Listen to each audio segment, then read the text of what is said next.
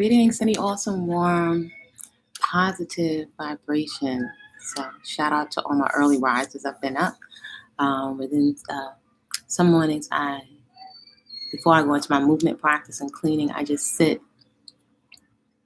quietly and just listen to whatever is coming up for me. I am a firm observer of the, I would even have to say the magnitude of the early morning hours. And I have really, from personal observance, it's been my experience that you can hear your own divine, onboard, innate intelligence very clearly in the wee hours before the noise of the day.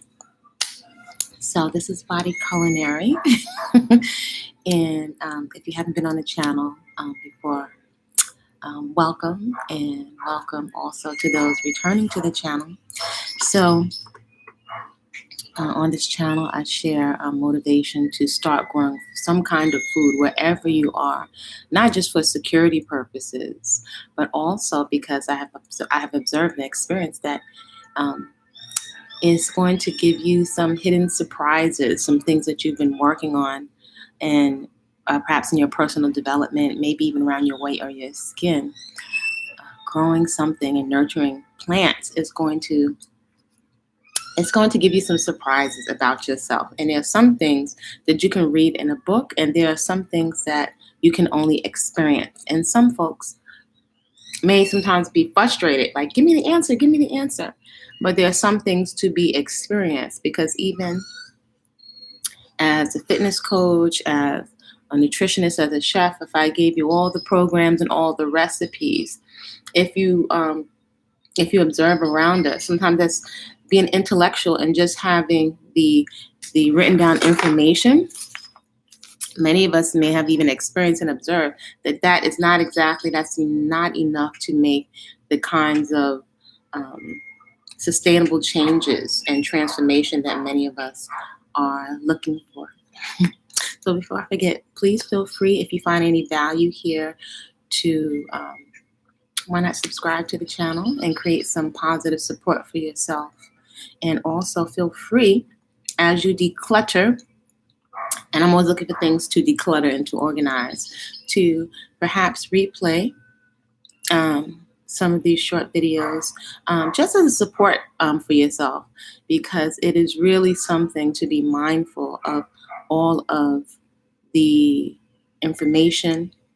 I don't even know if we can call it information, but the programs or blips of information that are orchestrated to elicit a certain kind of response from us. And everything is moving so fast that I don't think we really get the magnitude, the long-lasting magnitude. For example, if someone is trying to sell us a product, although there may be excitement and music and skits and smiling faces, we could often leave these little teeny interactions with the screen, these brain-mind interactions, with messages in our subconscious that we are not enough, or we're the inner critic, which we're going to touch on today. That part of our psyche is, it's been given a set of commands, and it will play out quite often in our behavior. So there is nothing like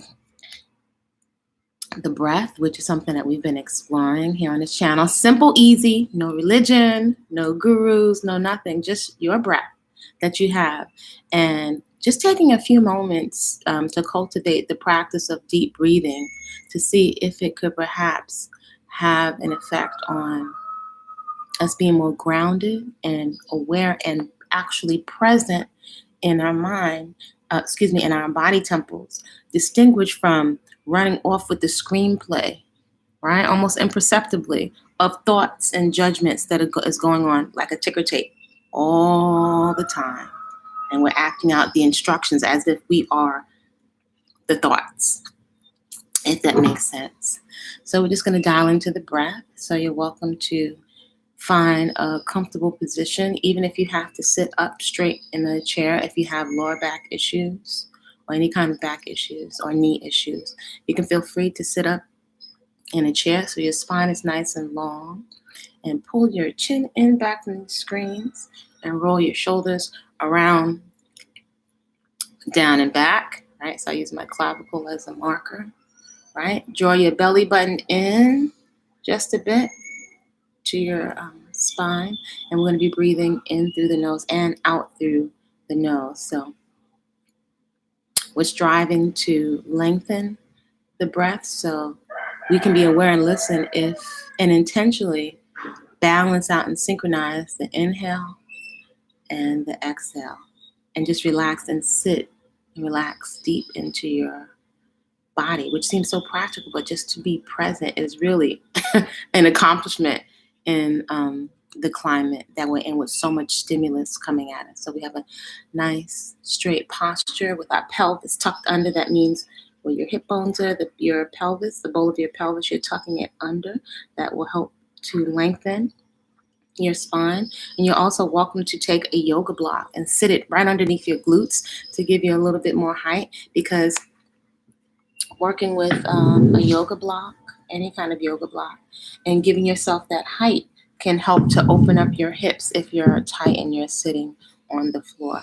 If your body is very uncomfortable, that can be a distraction from relaxing. If something on your back is constantly jigging at you, right? So to make sure that you're as comfortable as possible. Also, as we relax into the body, it's a good time to listen and see just your intelligence. That's the way it comes up for me. Your intelligence. You can call it words, you can call it God. I don't know that it really matters that we get caught up in the labels that we call it. There's a communication that's happening to your body that's bubbling up to the surface. And it's a good time to listen if there's pain or discomfort or an area of your body that needs your focused attention and that can play out in terms of the behaviors that you are selecting as you move out during the course of the day. So that does require some presence, actually cultivating a quiet so you can hear, and so that you can listen. Hope this is practical. I'm a very practical person, and it's been my experience, delving into all kinds of things and all kinds of studies over the years. I've come to observe that so-called spirituality, or that essence that is inside of our body temple, and us knowing that we have a presence in the air, it's practical. So I don't know that we have to try to be spiritual, because we all have a spirit, a spiritu, breath, the animation of the body and life force. More so alignment and present, and being present more so in the body is what I'm striving for. So you're welcome to join in that if you like. So your eyes can be open or closed. You can place your hands wherever they feel comfortable. Palms open, palms down, hands together. It's up to you.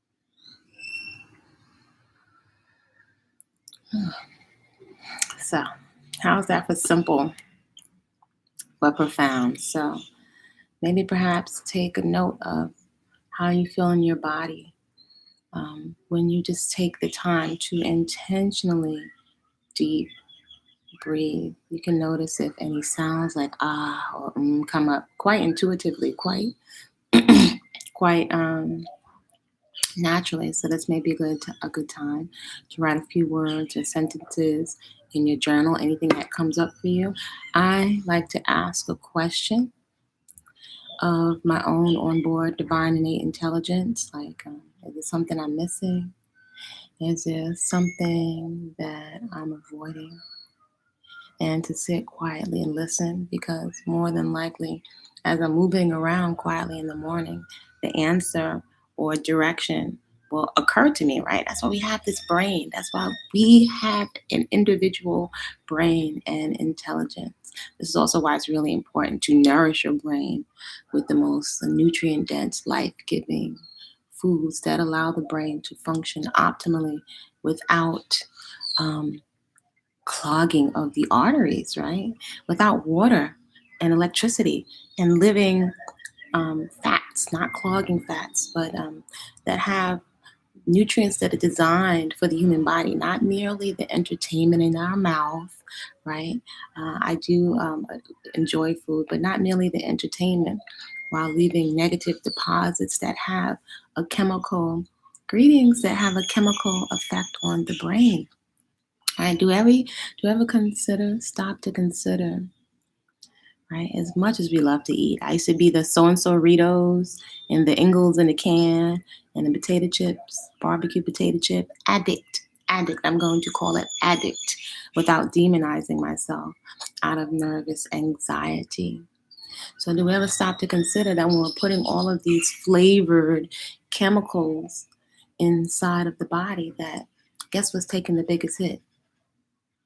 Not so much the stomach and the adipose or the fatty tissue, the excess weight. That's just a symptom. That's just a result, one of the symptoms of the way that we're consuming. But the brain is getting the most of the effect from these substances, as I like to call them, substances masquerading as food. So for some reason, from a child and watching all of the dysfunction around me and the literal life, the life sabotaging behaviors made me extremely inquisitive. So this has been a path of over 30 years of personal experimentation, observation of myself, family, community, and clients. So it has been quite an education, quite an education. So the breath is one of the biggest tools that we have at our disposal. However, I don't make no sprouts about it. I am humbled. I am humbled by the amount of things that we say intellectually that just don't land. And when I say they don't land, we can know so much intellectually, yet somehow it escapes us. It doesn't seem to come forth in our behavior, like the impact of all that that we know with our big brains. Somehow, do you ever wonder why it doesn't end up in our consistent behavior, or even we may have stretches at a time where we're able to focus and dial in, and then and then somehow something is triggered off and we sabotage. So let me get some hot water. A nice big old jar of hot water. And I got a covering so I don't burn my hand. So something I was reasoning with in the early day, because in the early day you can hear.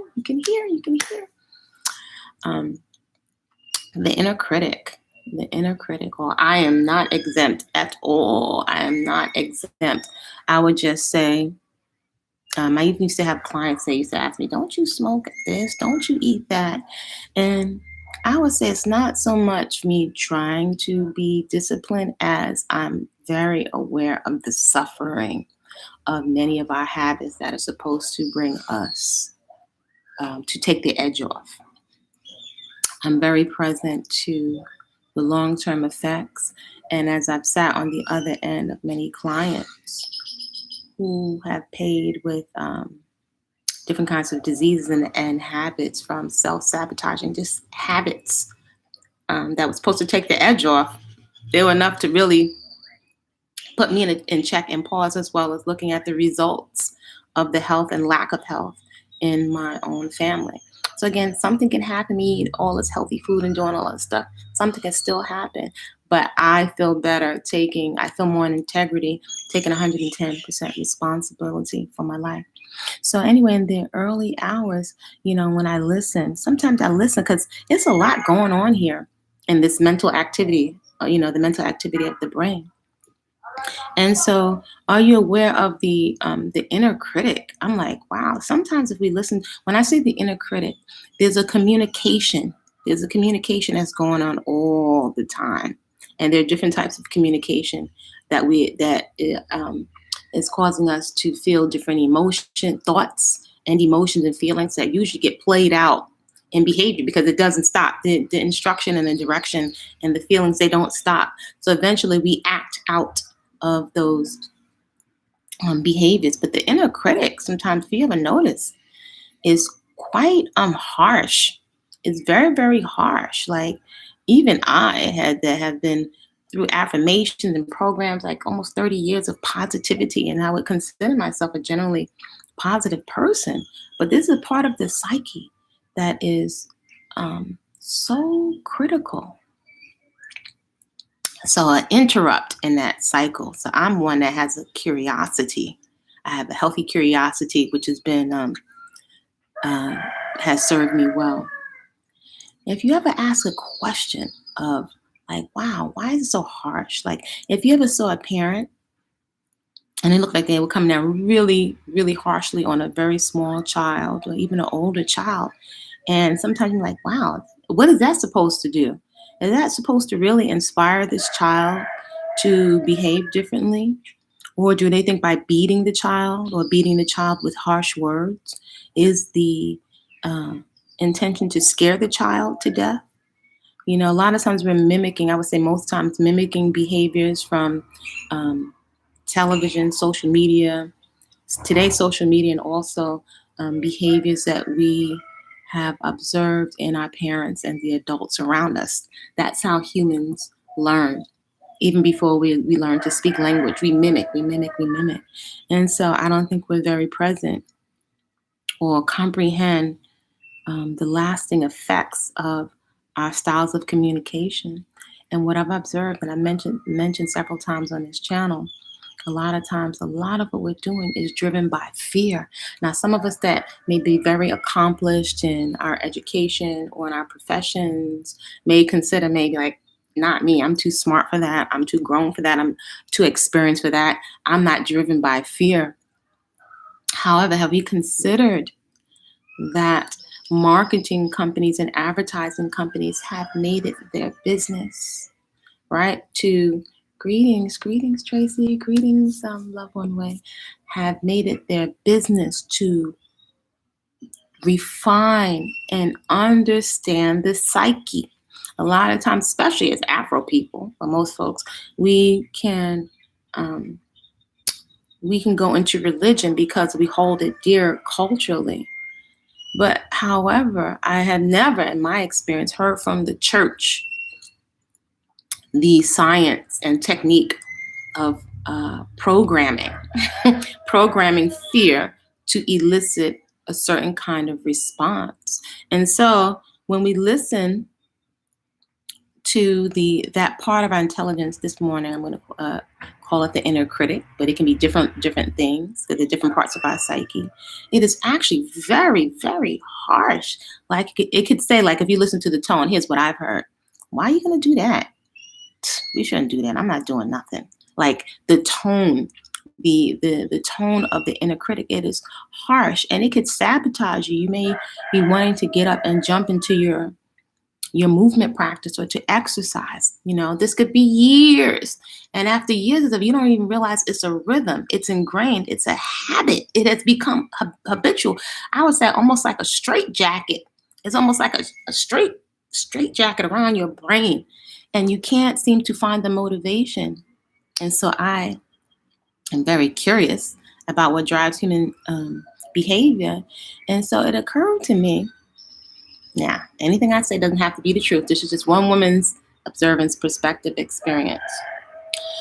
It occurred to me that if we had to put, which I have, a timer on our devices and our screens to give us feedback on the amount of time and hours that we're spending on social media. And so I'm not there with you, so it's for us in our quiet moments to be honest with ourselves, to be really, really, really honest, which we can do in the early morning. Quiet, ask yourself questions. Is there something I'm missing? Is there something I'm not doing? Is there something I'm not being fully upfront with myself? It occurred to me, really practical, where a lot of this stuff is coming from, based definitely around fear. And it's very practical of the self-sabotage. So go with me here. So here's my screen, and my laptop, to me, is still TV, whether it's the computer or the iPad or the phone or the Android. And here's the craziness. Here's the Jerry Springer-like craziness. And here are the riots. And here is the racial slurs. And here are folks of different hues beating each other down. You know, and you did this and you did this, and some of them did do it. And here are the senseless murder maze, the expiring, the taking of life of different human beings by each other. Now we see of varying different ages, and here we're watching it. So now when you're watching, male or female, definitely female, but even a male, and you're watching this stuff, and this is real human beings, I don't know about you, but it freaks me out, or it sends a message, right, to the brain. Oh my gosh, alert, alert. There are different types of chemicals that are pumping through your system in danger. And so fight or flight hormones, adrenaline, different types of cortisol, which is going to cause your body to handle energy in a certain kind of way, are being pumped. Because if the body had to wait for your conscious mind to do it, we'd be in trouble, right? The brain cannot tell the difference between a predator or a dinosaur chasing me down the street and what is being taken in, the images and the stories and storylines from these screens. It cannot tell the difference. So I invite you to just sit with that for a moment. Sit with it, even as intellectual and yes, and smart and intelligent, right?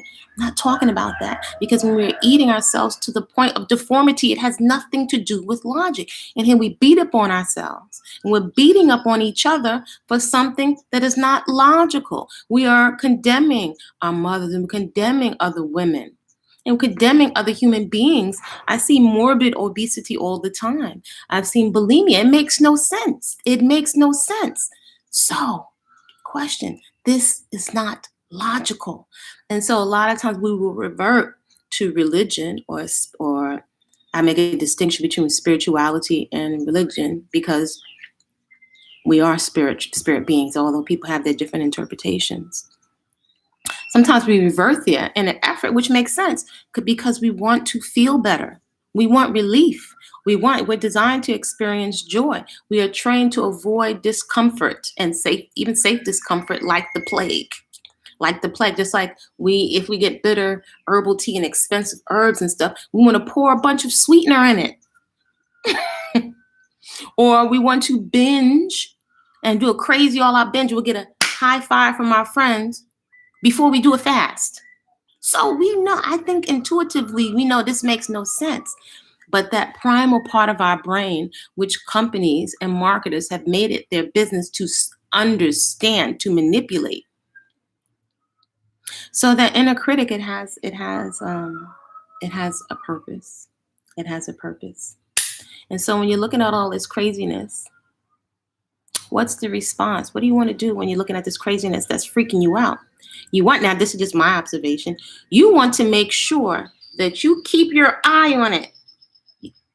Especially women and mothers, think about it. I got to keep my eye on it. There's an apist out there and a predator out there that could affect me and my children. I got to keep my eye on it, because I need to know what it's doing at every moment so I can move away from it, because it could come and get me. So we got to keep our eye.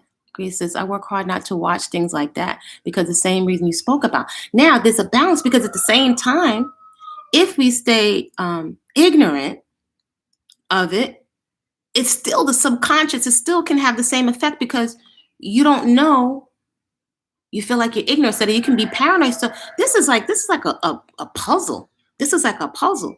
So yes, definitely we have to be mindful. But even in being mindful, if the fear, can we recognize that the paranoia and the fear is still in there, it's packed into the subconscious. And then as children, with the amount of adults enacting and perpetrating sexual violation onto children who cannot process that information, that already sets us up for fear and paranoia and try to medicate things that intuitively we know that don't feel right, or we may start to get very comfortable with it as a norm, but still feel something is off. So we've got trauma. Then societal trauma. We've got trauma on top of trauma on top of trauma on top of trauma, and we're preying on top of it. Right? So how can we put these things into perspective in a very practical, workable way so we can unpack it, see it, put it into perspective, and we can get present. We can get present. That certain things, yes, there's certain things that are happening now. Having experience with a poisonous snake, a huge poisonous snake, taught me like that experience really helped me. Because the fact of life, there are predators out there. And I could be spiritual and vegan and nonviolent. Am I going to stand and do a dance with a snake? No. I have to get out of the way and may have to squash that snake in self-defense. It's not personal. The snake is just acting out of its nature. So there's so much for us to unpack efficiently in a practical way so that we can get some kind of relief, because we desire to feel safe and to feel relaxed. And so I invite you just to pause for a moment, just to consider. Do you see how all of this didn't mention vegan, vegetarian, color of my skin even, although all human beings have their different trauma. It just is what it is. Male, female, before we even get into the labels. This, I would say, is foundational. So when folks are asking me for recipes and vegan, raw vegan, and I've done stints of vegan and vegetarian from the time I graduated high school, and then did fish and some poultry as a fitness competitor, and then went back to vegetarian, vegan, and then raw vegan for 11 half, 12 years. So all of those things have been extremely helpful in my process. It's one of the reasons why I invite folks to not follow anyone per se. If something resonates, you can try it on for size. But perhaps one of the most effective things we can do is to cultivate a listening. And that can be challenging because we're in a climate of what I would call triggeration, where if we had one of those tickers or counters, I don't know if we could keep up with the amount of triggers that is triggering the primal part of our brain to defend itself. And we may not think of many of the treats that we're taking in different along the spectrum of toxicity of having negative effects on our organs, although they are delicious. I'm saying this as a chef, someone that's very central around food. We may not think of them as harmful, even if we know that they're harmful. Again, we're dealing with the primal part of our brain that is making an effort to protect itself, even if protecting ourselves means not feeling or distracting ourselves or not being able to look at or process the memories or what is happening in front of us or what's happening to other women and children over there. Or, if we look at the menfolk watching other menfolk be killed, or being their lives being taken. This is some serious stuff. So, how do we hide out from the world?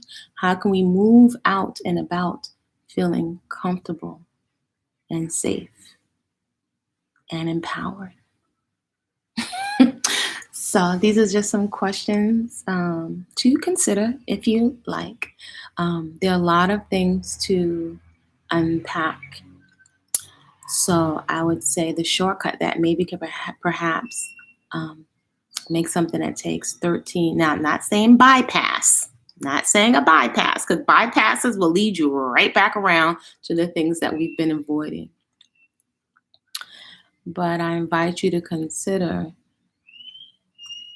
that there's something beyond the nuts and the avocados and that type of nourishment.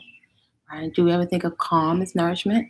Do we ever think of the breath as a form of nourishment? Because it's something we're looking to feel or not feel. And food and whole unprocessed foods, my favorite and my preference is living foods, is huge in the toolbox.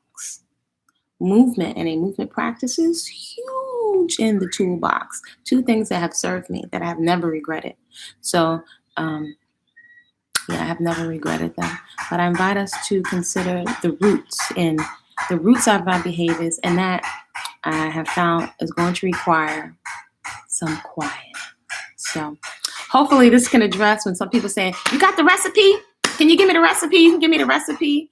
And I'm telling you, as a chef, and wanting to play with food and that, sometimes it can become food porn and just gorging. I say we bring the fried chicken, mac and cheese, macaroni and cheese, and blah, blah. This heavy food medicating with food porn.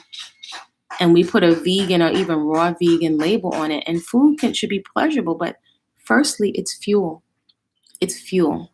And so where's the point at which we can make the distinction, right, between I'm just eating purely out of emotion and medicating myself like, okay, we're pleasure overload now. And, when people talk about moderation, and I've seen a lot in several decades in food and fitness and working in a holistic health center. And as people come in with all of their complaints, and quite often, and the issues and concerns, folks seem to not get a clarity until we're being wheeled in on a gurney into the operation room. And at that point, we're making all kinds of deals with whatever we call our source or our creator. I'm going to change as soon as, I come out of this operating room, I'm going to make a total 360. And so we can't get the organs back. And what I've observed also is as soon as that pain wears off, if we didn't actually do the work and get to the root of our behavior in the first place, it's back on. This is whether we have bypasses or stomach surgeries or augmentations. We didn't change this. Maybe for some of us, definitely, I think our mothers didn't have the tools or couldn't even imagine how to proceed. So I think it can serve us to not hold ourselves and to hold them hostage. Right? Because people, a lot of times, they're not going to talk about their trauma, just like many people don't talk about their different diseases or issues or, going on within their body. It's that many people are embarrassed and not going to talk about it. Or now the other extreme is to blurt everything out on social media, again, because people may not have an inner circle to speak with. And social media, even though I hear the term my so-and-so family, my so-book family, or my YT family, this on one level is easy because you don't have to interact with the people in challenging situations. So there is something, it's kind of on one level, even though it may seem vulnerable, safe because you don't have to interact with these folks. So I think I've been on here for quite a while today. I hope folks have found this discourse valuable. If folks are interested in joining me in the Cocoon, for those folks that are going to be joining and getting ready to take an assessment of all the different tools that you have in your home that may be perhaps hanging laundry equipment on your laundry on your fitness equipment, or juicers that are all the way on the highest shelf that don't get used or tucked away, or got a whole bunch of clothes on them, or they're out in the garage. take an assessment of all the tools that you have that haven't been activated, and all the roller skates and the other things, and maybe perhaps start to list a list of your very valid excuses for not activating your movement practice. Your very valid, when I say valid, these are really valid reasons why you haven't started your garden. For example, I can't start a garden because I'm in a cold north in an apartment, so I can't start a garden. So you're welcome in your journal to write down all of your valid excuses, every one of them, for not embarking on things that you intuitively are drawn to, or that you intuitively know can make a huge difference in your time on the planet and in this plane. So you're welcome to subscribe to the channel. Check out the puppet series, because I think joy and laughter, to not take everything so seriously, can have a big effect on the brain, on our subconscious. So there's 10 little short, teeny episodes of Sister Butterfly and Sister Monkey Learn to Eat Better. Also, I'm a lover of joy, so I have put some really fun content on Kwasa with a K, Peaceful Eating, on TikTok. And let's see, I do post sometimes on Instagram. So if we're going to engage ourselves and if we're going to be programmed, why not program yourself very intentionally to move yourself and your subconscious and put yourself in alignment intentionally, just like we're intentionally using the breath. Put yourself in alignment for what you want to experience while you're here, right? So you're welcome to contribute to the channel if you like. If for those folks that are interested in going into the cocoon, and the cocoon, for those folks that have asked, in the cocoon, it's a time and a place of going in, intentionally going in, right? Going underground per se, going into a womb space, a cocoon, a warm cocoon, where you're going to be fed the best foods. You're also going to administer bitter herbs, and you're going to activate and find a movement practice that feels really good to you, that you're drawn to do, and to explore what motivates you, and to let come up to the surface the different things that you've been avoiding. But it is really a place to nourish yourself, right? And I have something that comes to the mind is the Kocoon Going, which is a woman's rites of passage. And in that place, aunties and mothers, they save up their money to send the young girls, when they reach puberty, into the Kocoon Going, and they get their hair braided, and they learn about what I call the ways of the mothers and the grandmothers. So you're learning about many of the aspects of womanhood, and I would say not just on a superficial basis of putting on the bindis and all the clothes and the femininity in the sense, that's wonderful too. But some of the things that we don't have a frame of reference for, one of them being emotional pain, psychic pain. I'm not a psychologist, but culturally, I recognize the need for us to go into a safe space. The internet is not always a safe space. And, recently I've experienced, which I think it is what it is, right? There's have been bots or some things like kind of like attacking my page. I think it's absolutely crazy, so that people would want to siphon off the images of chocolate women, to do whatever on other types of sites in whatever kinds of countries. But energetically, I think that's really like, wow. I did a video on it called, I don't know if I call it internet vampirism, but just the siphoning off of energy, even to look at you, or if folks want to get off looking at you, all the while bypassing respect and bypassing social skills and learning how to approach and learning how to reciprocate.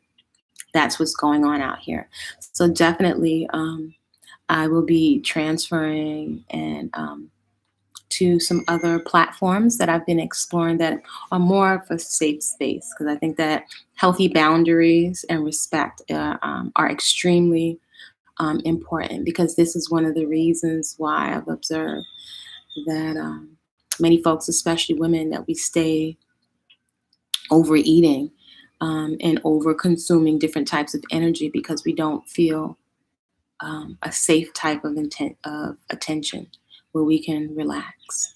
So the cocoon is coming up. And for those folks that want to do a private cocoon, there are some that are not able to join in the cocoon that may want to do a private virtual retreat. So I think I have 2 or 3 slots open, and that is scheduled in advance. And so that's for those folks that is very intimate, to spend a couple of days with me from the early to the evening. And we are going over everything from a complete kitchen overhaul, the tools that you have that you may not be leveraging, what tools you need to really maximize your sanctuary that you're paying mortgage or rent for, and to really catapult yourself into a lifestyle of joyous self-care, because we deserve to feel healthy and safe and secure. And at the same time, there is some work that needs to be done. There's no one that is going to experience, even with great genetics, sustainable health, especially as you mature, without an investment. And we'll talk more about that and communicate about that later. So feel free, if you need to reach out to me privately through the website, body-culinary.com. You're welcome to message me there and state whatever your concerns are and what you're interested in. So this has been a long discourse. I am just affirming that you and inviting you to create a great day for yourself on purpose, just because you said so. You don't need anybody's permission. I'm not asking for anybody's validation. I am making a conscious decision, no matter what is going on around me, to experience joy. So y'all create a great day, and I will see you soon.